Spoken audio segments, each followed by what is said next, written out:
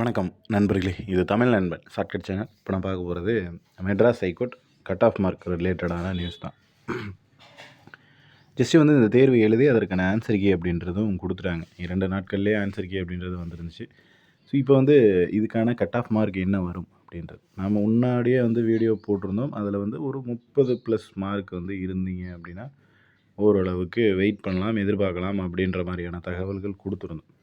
இப்போ வந்து கம்யூனிட்டி பேசிஸில் எவ்வளோ வரும் அப்படின்றது, அடுத்து வந்துட்டு பார்த்திங்கன்னா விமனுக்கு குறையுமா, அதே மாதிரி டிசபிள்டு கேட்டகரி, விடோ கேட்டகரி அப்படின்ற மாதிரி இவங்களுக்கு எல்லாத்துக்கும் குறையுமா அப்படின்ற கேள்வி அப்படின்றது எழுந்திருக்கு.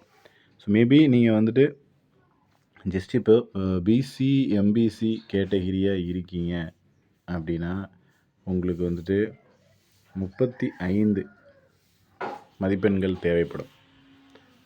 இதுவே வந்துட்டு இந்த பிசி எம்பிசியில் விடோ கேட்டகரியோ வேறு டிசபிலிட்டி இந்த மாதிரியெல்லாம் இருக்கீங்க அப்படின்னா ஒரு 30+ மதிப்பெண்கள் அப்படின்றது போதுமான ஒன்றா இருக்கும்.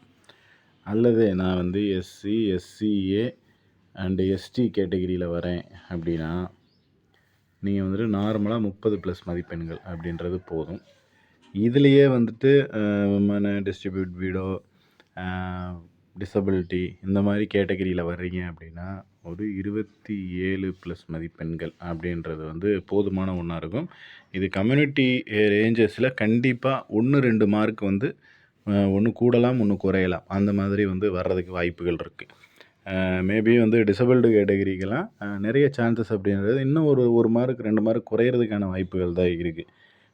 மற்றபடி வந்துட்டு கூடாது. டிசபிள்டு கேட்டகரிக்கு நம்ம சொன்ன ரேஞ்சிலேருந்து இன்னும் 1-2 வந்து கம்மியாகலாம் டிசபிள்டுக்கு மட்டும். மற்றவங்க யாருக்குமே வந்து கம்மியாகிறதுக்கு வாய்ப்புகள் இல்லை. 1 மார்க் வேணால் அதிகரிக்கலாம், அல்லது அந்த நம்ம சொன்ன மார்க் வரலாம்.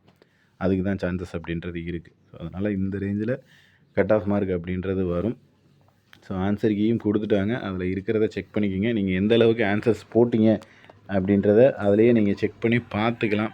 எந்த ரேஞ்சில் வந்து உங்களுக்கான மதிப்பெண்கள் அப்படின்றது வருது அப்படின்றதையும் பார்த்துக்கலாம். இதில் உங்களுக்கு வேறு ஏதாவது சந்தேகங்கள் இருந்துச்சு அப்படின்னா கீழே கமெண்ட் பண்ணுங்கள். நெக்ஸ்ட் அடுத்த வீடியோவில் பார்க்கலாம். தேங்க்யூ.